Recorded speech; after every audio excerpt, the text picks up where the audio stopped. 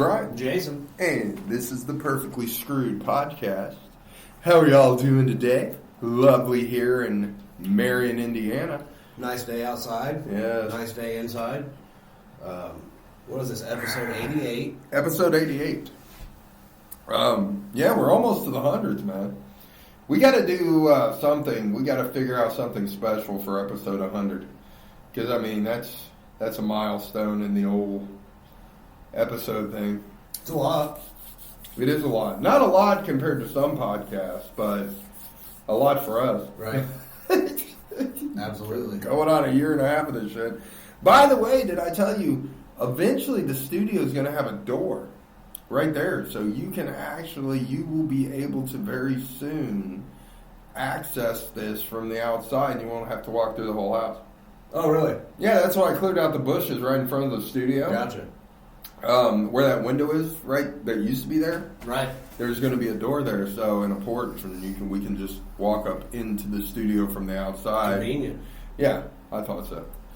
Eventually, we're getting there.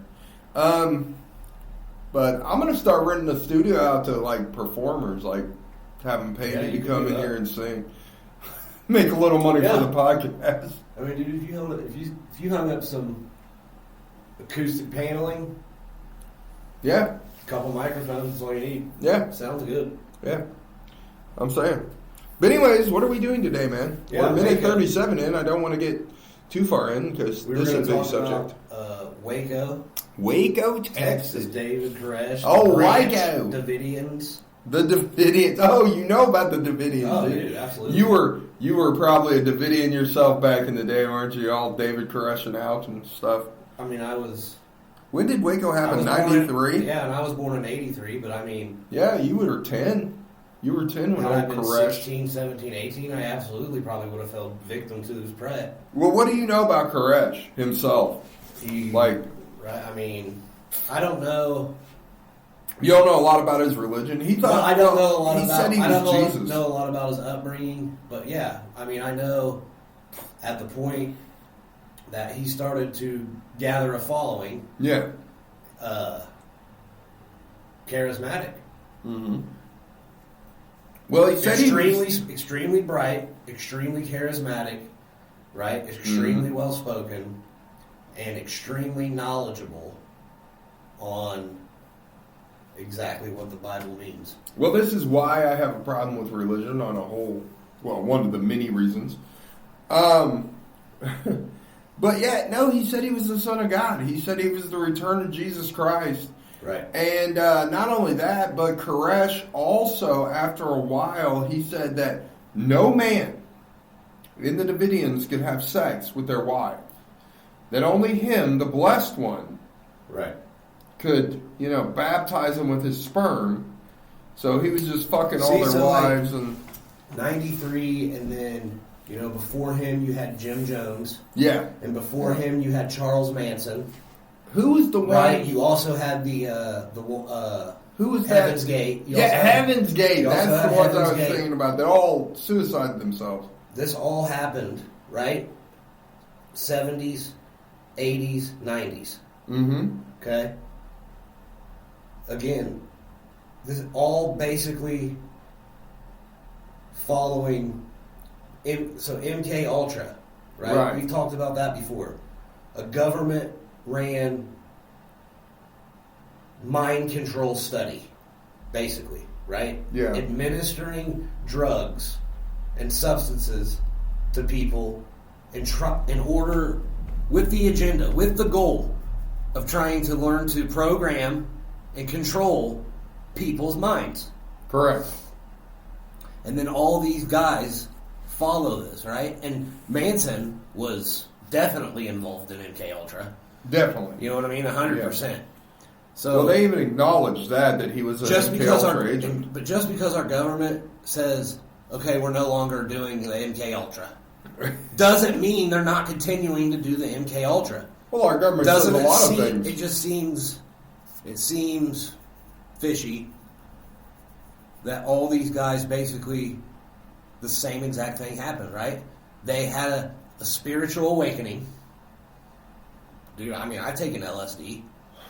So I've eaten ecstasy. So have I've done a fucking really good line of cocaine. I. Yeah. There was times when I was like, God damn, I'm Jesus Christ. Right?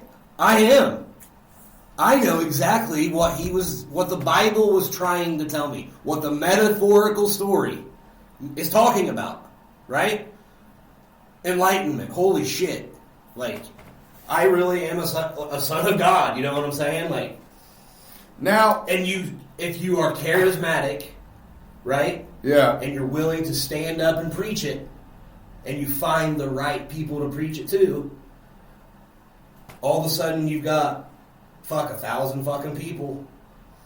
You know what I'm saying? You know, my acid trips always went the exact opposite way of that. I never thought I was Jesus, but there was a few times where I did see myself turn into a demon in the mirror. Right. Yeah. Well, yeah. I mean, it went the exact opposite of I only me. took it once, but you know what I'm saying, right? Mm. Like shit, I've took hits. I've smoked weed and got hit with that feeling before. Never on weed. Although I did take 100 milligram gummy one time and I saw visuals on weed.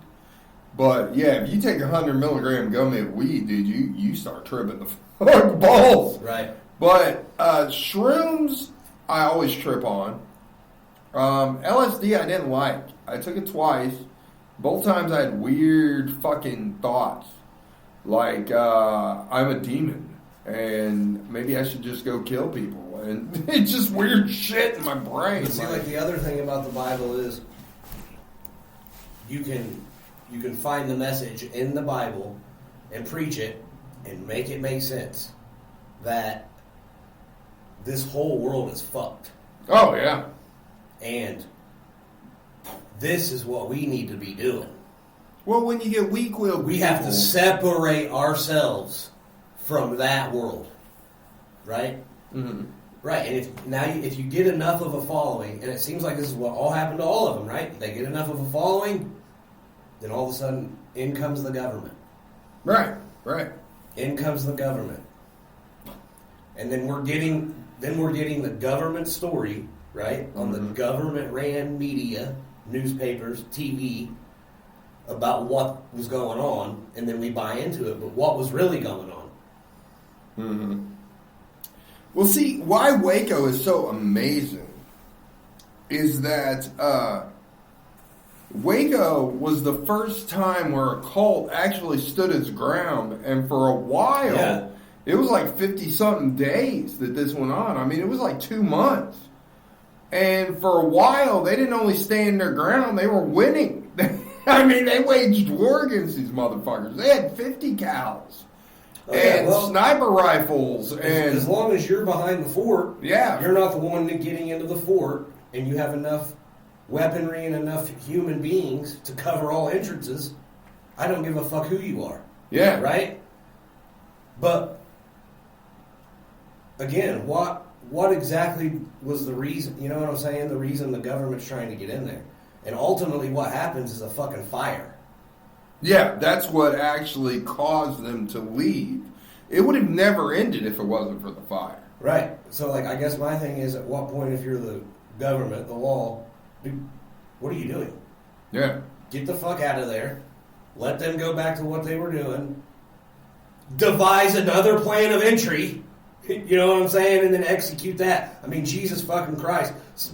Apparently, we have just 8 or 9 guys, you know what I'm saying, go into Afghanistan or wherever, fucking go through a literal fucking maze of goddamn compounds, you know what I mean, all heavily armed, and dig Osama bin Laden out of a goddamn bunker underground. We couldn't get into the compound wasn't well made. You know what I'm saying? We're not talking about... Well, they tried to storm it. No, what happened originally, okay... I mean, the compound's basically like a farm. You know what well, I mean? it was, but it had... Okay, it was, but it was cinder block buildings, and it had a main tower. It was made like an L. Okay, so it was like 2 long areas coming around, and in the middle, it kind of had a watchtower that you could access underground. Okay, so there's a almost observation tower in the middle. So you have a major problem at that point. You got this high tower. So if you're trying to go in and climb the walls, this high tower, any sniper up there can pick you off at 100 yards. Oh. And if he's got a 50 cal sniper rifle, you're deader than shit. Oh yeah, he's going to get a bunch of them coming down the driveway. And see what happened was originally what the problem was. This was what the problem was. They knew. At first, they had no problem with David Koresh and his followers, but they found out that they had illegal weapons in their compound. What they were doing was they were buying semi-automatic weapons and converting them to fully automatic, which is completely illegal. They were buying black market weapons, like 50 caliber guns that they weren't supposed to have. They were buying grenades without the stuff in them, and then making their own grenades. So they were making an arsenal. So that violates tons of federal law. So that was the original reason the federal government went in there. They had a search warrant, and they were going to go in there to see, hey, do they have these weapons? If they do, we need to arrest David Koresh and the leaders of this thing, get these weapons out of here, because obviously they're amassing a fucking arsenal that only the Army's supposed to have. Right, exactly. We can't have a threat. Right, like that. Right. Yeah. Right. But what happened is it's actually kind of interesting. They were going to do an early morning raid. The Texas Rangers and the Federal Marshals were going to do an early morning raid on this place before anybody woke up, hit them hard, go in there, do it quietly, get the people out, be done with it. Well, one of the members of the Davidians was a postman, okay? And he was on his morning rural route outside the compound, driving around. Well, some federal marshals got lost. They didn't know where they were going. So they didn't know he was one of the members. So they stopped him and they said, hey, do you know where this compound is? And the guy goes, well, yeah, why are you looking for the compound? It's right down here. And they're like, oh, well, we got to serve a warrant on it today. And he's like, oh, cool. So they drove away. He turns right around, goes back to the compound, immediately informs everybody, hey, everybody wake up. They're coming. Right. They're on their way, buddy. Right. So at that moment, their cover was completely blown. There was no more of this, let's go in quietly and quickly and get these motherfuckers. Right. They already had the guns and weapons ready to go. Right. So when the federal marshals got there, fire erupted immediately. I mean, out of the top story windows, boom, boom, boom. They were picking off federal marshals as they pulled up. I mean, period. They were going. And part of that was because David Koresh had convinced his followers. This is what he had taught them through his cult teachings. Was that the government was evil. They were going to... Right. But he said they were going to come and try to take over their religion. Mm-hmm. And the only way that everybody could go to heaven, okay, is if they fought the government, because that was going to be the start of the apocalypse. And when the government killed all of them, they were coming back as God's soldiers' army. That story is in the Bible. You're right. He took part of Revelations, and they were the chosen ones. They were going to come back. With God's angels. It's all in the story. And they were going to destroy the corrupt government. And that Bill Clinton was the Antichrist. And they were going to take him down. But first they had to go through this war. Okay? Right. Absolutely. So he convinced all these guys of this. Yes. So at that point, if you believe that fully, you have no problem giving your life for that compound. You have no problem picking up a weapon and going to town because you think you're doing God's work. Well, here's the thing. He's simply using parts of the Bible, parts of the story, wording them to people in a way that's brainwashing them to make them think like him. Right. That's what all religion is. That's what Christianity is, Islam is, Judaism, all of it. Every single bit of it is that. Of course. But the government is fucking evil. right? Oh, extremely. What do? They have all the weapons, and they're willing to forcefully use them to maintain the order and the rules that they've set. Yeah. You know what I'm saying? And like you said earlier, here's a big ass compound of people that have a bunch of really big fucking weapons. There's, I don't know how many people was there. You know what I'm saying? How many people was there? I don't know. Was there 100? No, I don't think that many. Let me look Was it there up. 50?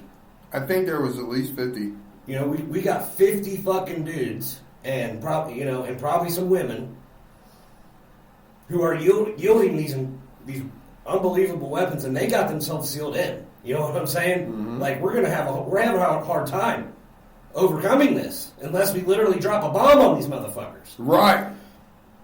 But that's what I'm saying. And I'm not saying.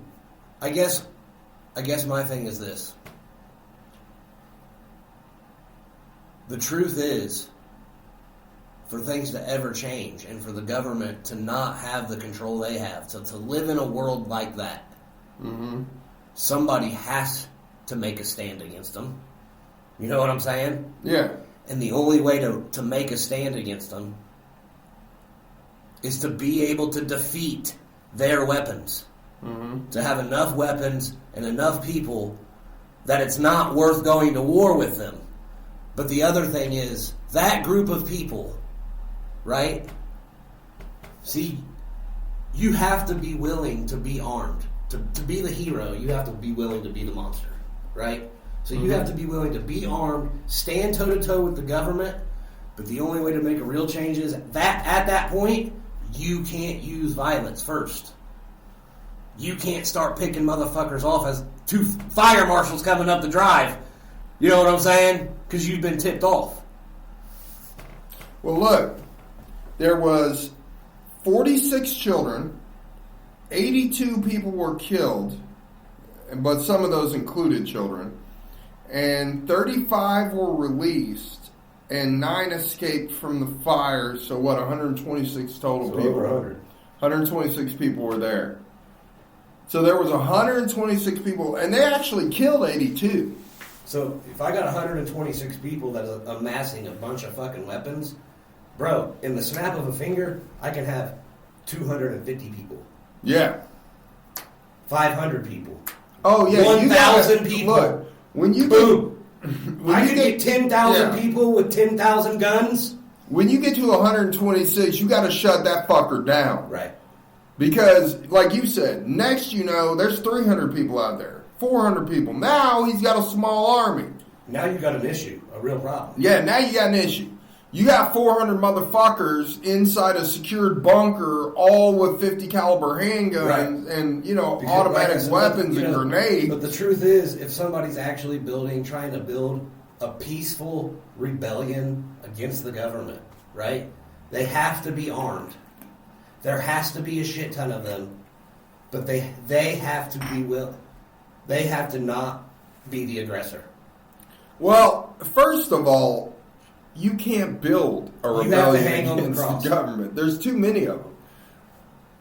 I mean, you might have, even if you had, you would have to have thousands, and you're still not going to win. But the thing is, we're getting to a day and age where it's not that hard.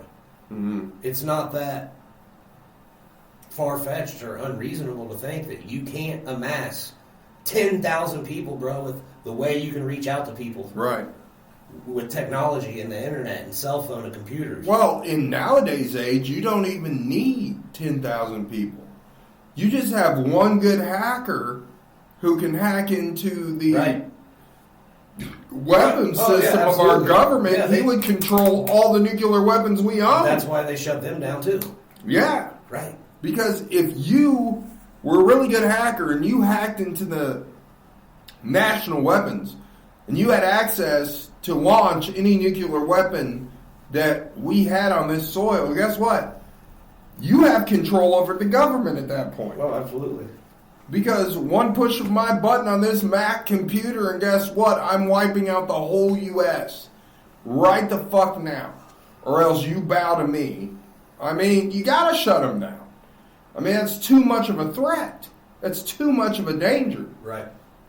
And with technology the way it is, you don't have to do what Koresh did nowadays. You could be one lonely nerd in the basement of your parents' house with a fucking computer and enough knowledge to access national databases, and you've got them by the balls. Absolutely. Yeah. But yeah, so how long was the standoff? 51 days total. And during that, 4 ATF agents were killed, 16 were wounded. So, 4 killed total. And of the people in the compound, 82 were killed.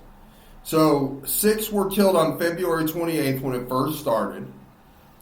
On April 19th, 76 of them were killed, and including 28 of them being children.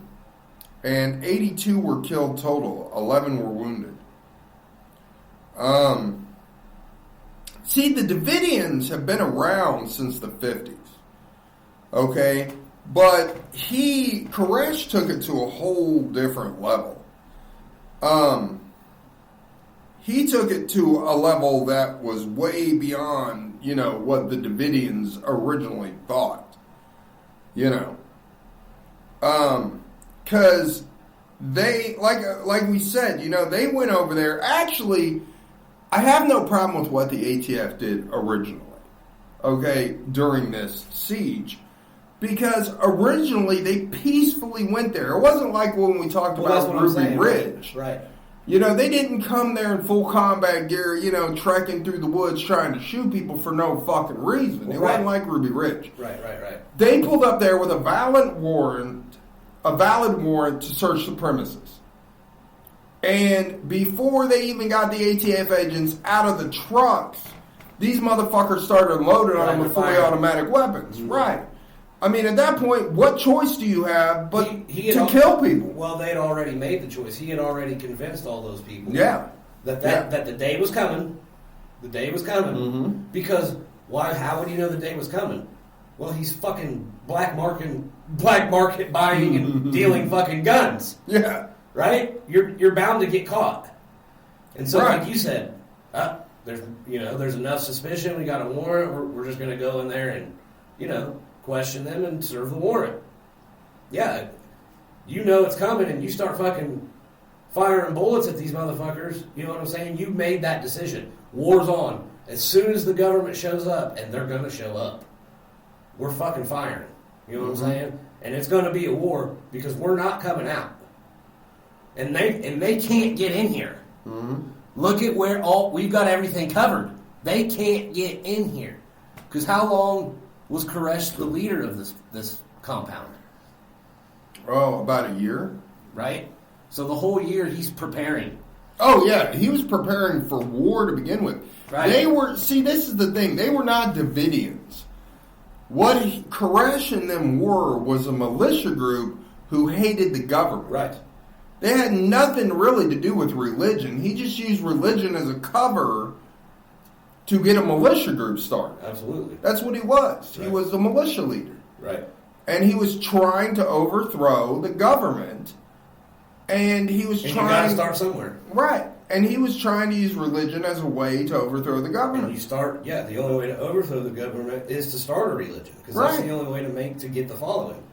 Because there isn't anything in this world political that isn't also religious. And there isn't anything on this earth religious that isn't a little political. Mm-hmm. They're hand in hand. They're hand in hand. Well, Koresh fathered 14 of the children in the compound. You knew that, right? Well, right.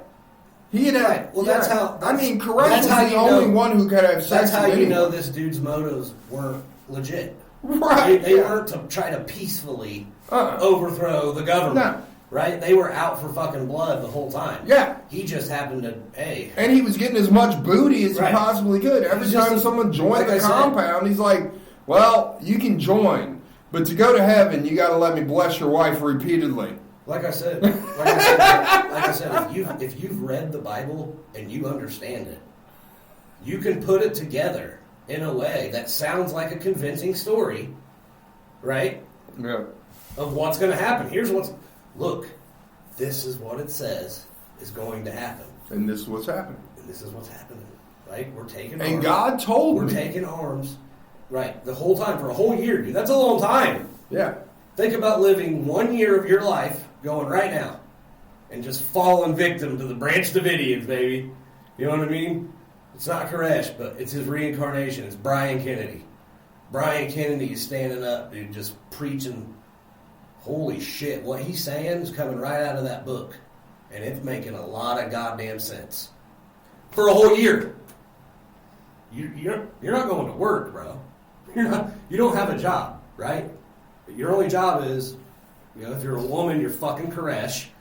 You know what I mean? Or a kid and you're doing God knows what. You live on a huge compound. Yeah. Or you're a dude and you're fucking in the black market fucking gun business. Right. And you're fucking the girls too. You know what I mean? I mean, everybody's getting something. Oh no, Koresh didn't let him fuck him. Koresh said that he was the only one that had the holy seed. Well, see, there you That go. could have sex with their women. There you go. They weren't allowed to have sex with their wives now. Koresh was the only one. You were caught having sex with your wife, you're out the compound, goddammit. Right. Your wife's mine. Now, See, also- you want to go to heaven. Also the whole time, right, you're preaching this, you're also mixing in what's going on in the world. Right. What's going on in the Right. news. Look what the government's doing here. Look what they're doing here. By God, soon Yeah. they're coming. Yeah. Look, we got a Soon they're coming. We got a corrupt president who's having sex with Monica Lewinsky. Mm-hmm. Right there. You can see. In the days. End of goddammit. days. It's the end of days. What are we doing wrong? We're not doing anything wrong. Well, I've said. I was telling people not too long ago. I've thought about it, Jason. And you guys can hear from me first right here on the podcast.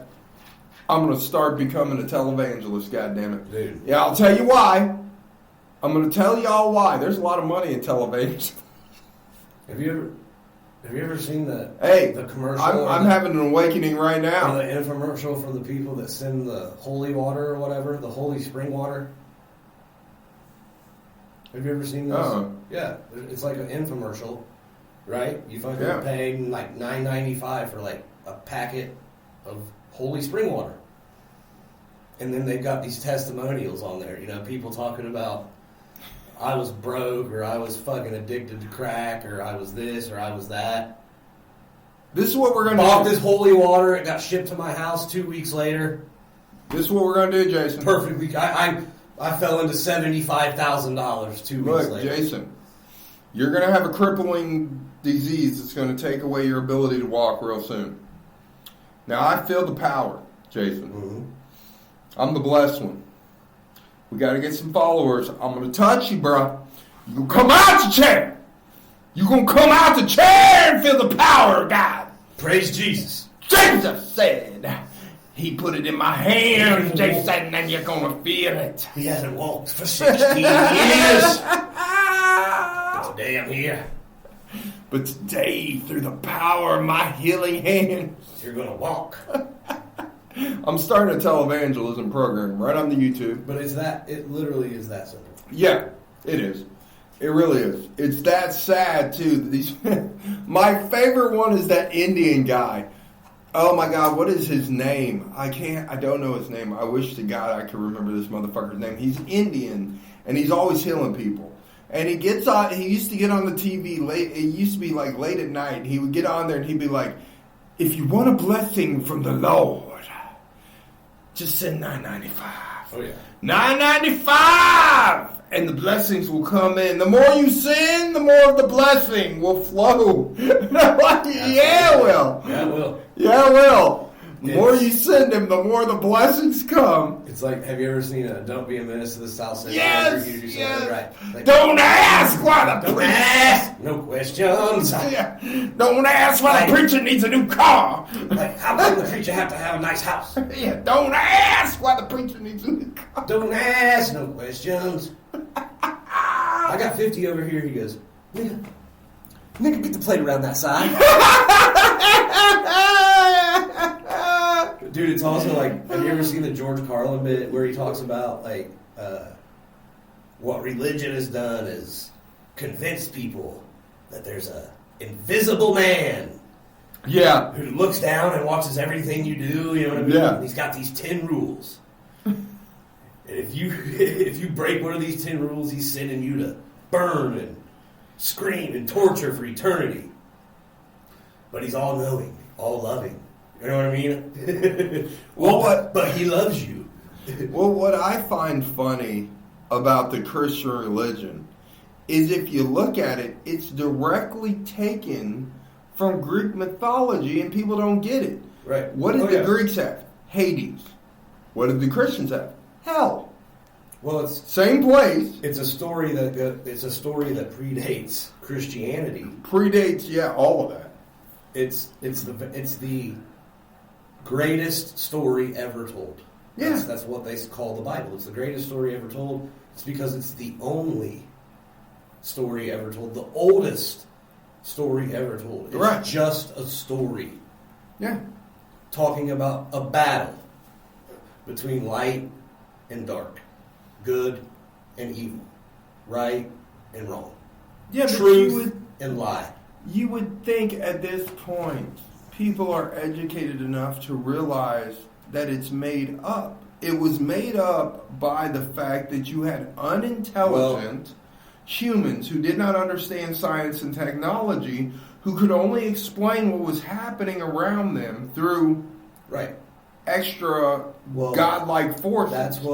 That's what's so incredible about the Bible, right? That's why it's such an incredible book, is because it told a story roughly 2,000 years ago, right? Or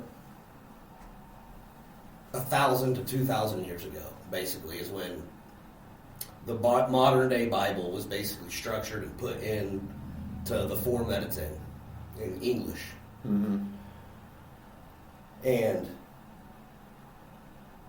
it's just taken this long. It's a story about how, you know what I mean?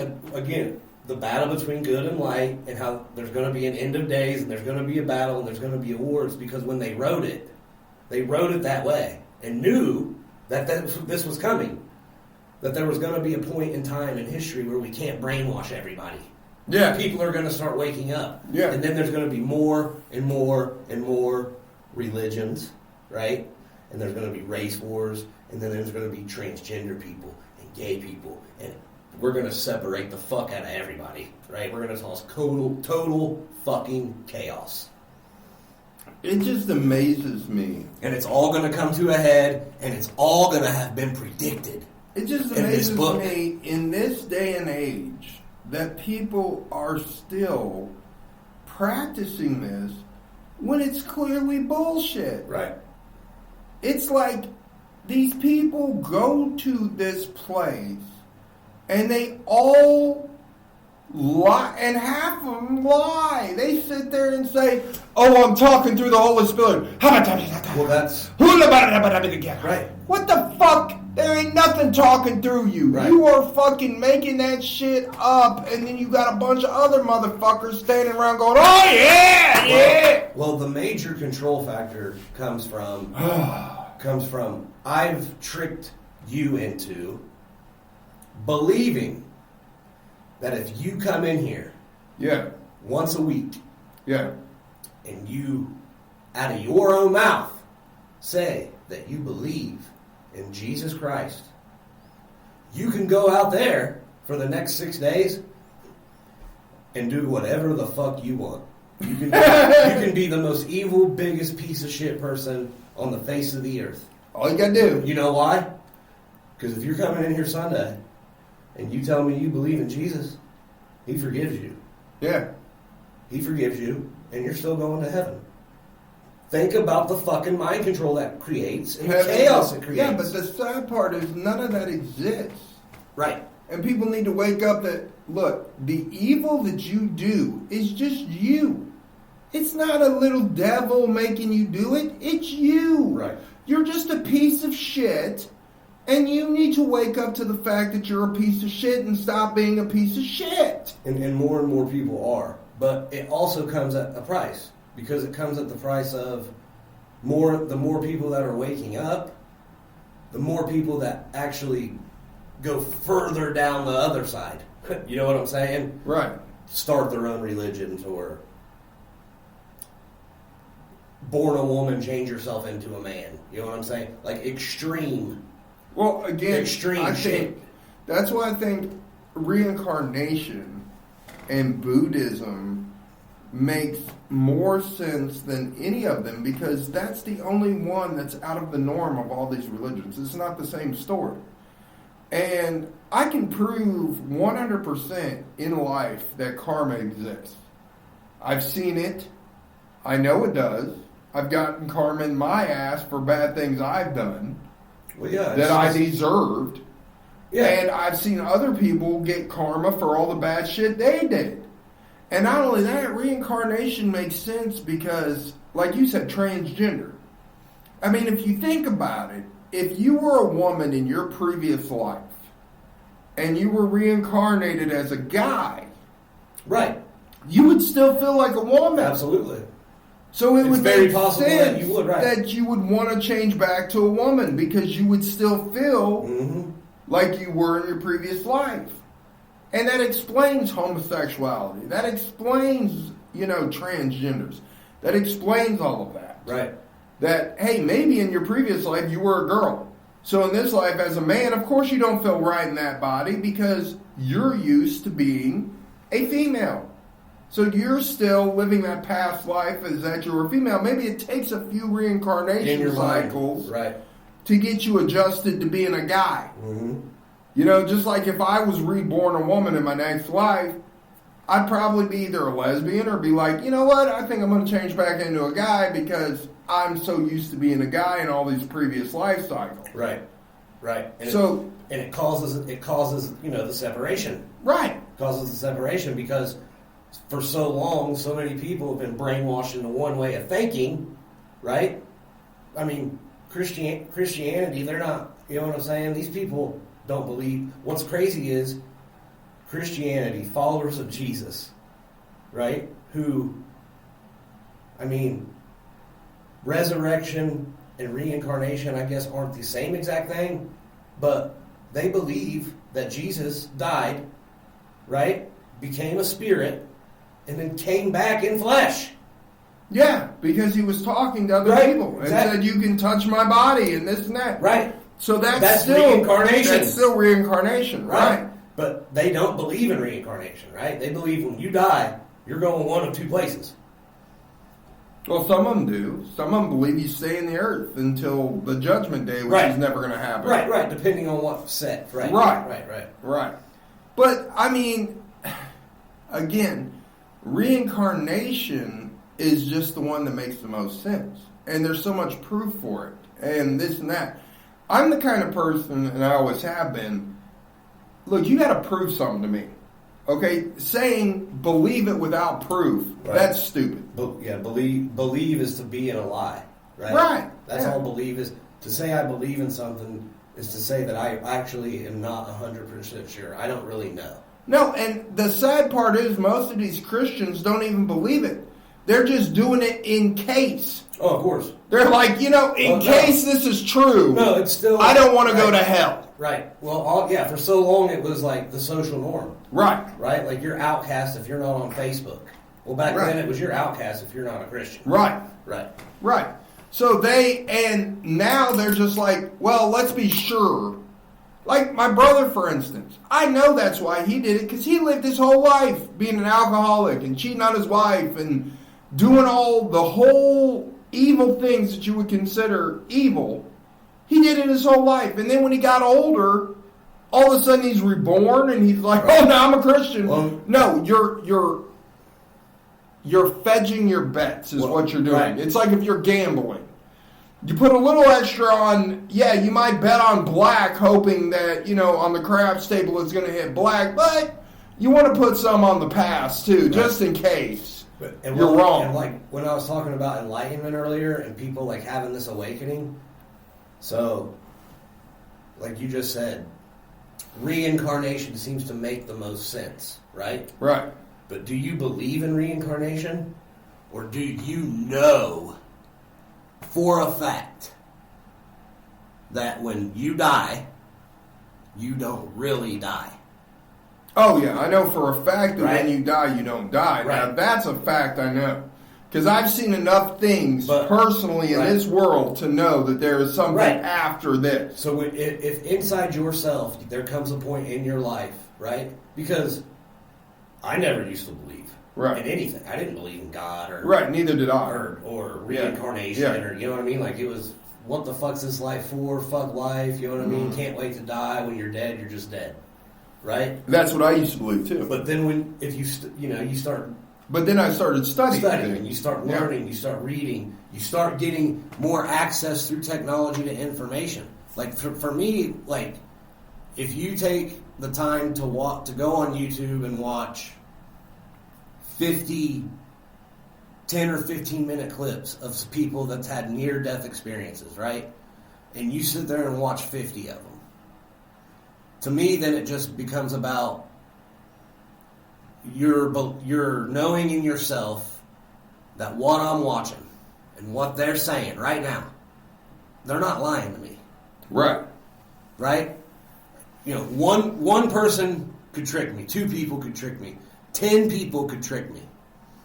But goddamn it, I just watched 50 people. I don't think not one of them's lying.